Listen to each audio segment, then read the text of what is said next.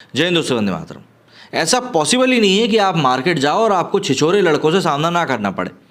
कई सारे ऐसे लड़के रहते हैं जो भीड़ में सिर्फ जाते ही इसलिए हैं कि वो वहाँ पर जाकर महिलाओं के साथ गलत हरकतें कर सकें और उनके साथ छेड़खानी कर सकें।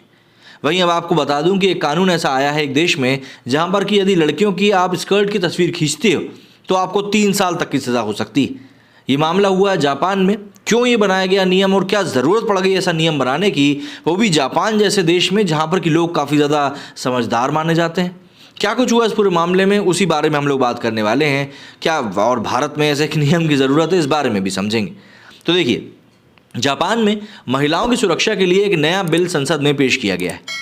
अगर ये बिल पास होकर कानून बनेगा तो जापान में स्कर्ट या फिर दूसरे कपड़ों में महिलाओं के आपत्तिजनक फोटो लेने पर दोषी पाए गए व्यक्ति को 3 साल तक की जेल और लाखों रुपए के जुर्माने की सजा भुगतनी होगी। ये बिल पब्लिक डिमांड पर संसद में लाया गया है। दरअसल इस बिल को लाने का मकसद अपस्कर्टिंग जैसे महिलाओं से जुड़े अपराधों को रोकना है। ब्रिटेन और यूरोप में कई देश इसे पहले ही रेप कैटेगरी में डाल चुके हैं। इन देशों में इसके लिए सज़ा भी तय की जा चुकी है। अब ये भी समझ लेते हैं, अगर आपको अपस्कर्टिंग नहीं पता है तो ये क्या होता है।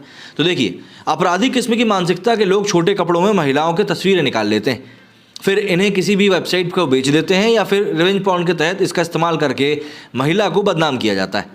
इस तरह की हरकत को ही अपस्कर्टिंग कहा जाता है। जापान में अब इसे भी रेप की कैटेगरी में शामिल किया जा रहा है। लोकल लैंग्वेज यानी कि जापानी में इसे चिकान कहा जाता है। जापान टुडे की एक रिपोर्ट के मुताबिक इस तरह के अपराध अक्सर भीड़ वाले पब्लिक प्लेसेस, थिएटर और स्टेडियम्स में अंजाम दिए जाते हैं।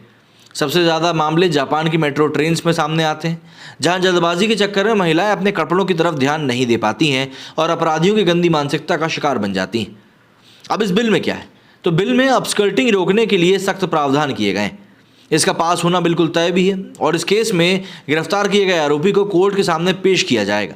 जमानत की सख्त शर्तें लागू होंगी और उसके तमाम इलेक्ट्रॉनिक डिवाइसेस को जब्त करने के बाद उसकी फॉरेंसिक जांच भी की जाएगी।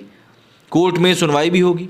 इसमें सभी रिपोर्ट्स पेश की जाएंगी। अपराध साबित होने पर कम से कम 3 साल की सज़ा, 18 लाख का जुर्माना होगा और जुर्माना ना भरने की सूरत में 1 साल की सज़ा और काटनी होगी। इस तरह के अपराध रोकने के लिए जापान की मोबाइल फ़ोन बनाने वाली company Audible shutter sound technology का इस्तेमाल शुरू कर चुकी है। इसमें जैसे ही कोई तस्वीर क्लिक करी जाएगी तो एक आवाज़ सुनाई देगी। इसमें महिलाएं अपने आसपास हो रही किसी हरकत के प्रति सतर्क हो जाएंगी और फ़ौरन पुलिस को रिपोर्ट कर सकेंगी। जापान की पुलिस द्वारा जारी डेटा के मुताबिक 2010 में इस तरह के कुल 1741 मामले दर्ज किए गए थे। 2021 में यह आंकड़ा 5000 हो गया और माना जा रहा है कि अब ये फिगर करीब करीब 10,000 के आसपास पहुंच ही जाएगा, क्योंकि मोबाइल फ़ोन्स की उपलब्धता इतनी बढ़ती जा रही है। वहीं कुछ रिपोर्ट्स में कहा गया है कि कोरोना के दौरान लॉकडाउन और दूसरी पाबंदियों के चलते कुछ लोगों की मानसिकता में गलत बदलाव भी हुए हैं और इसके बाद इस तरह के अपराध और भी ज़्यादा बढ़ते जा रहे हैं।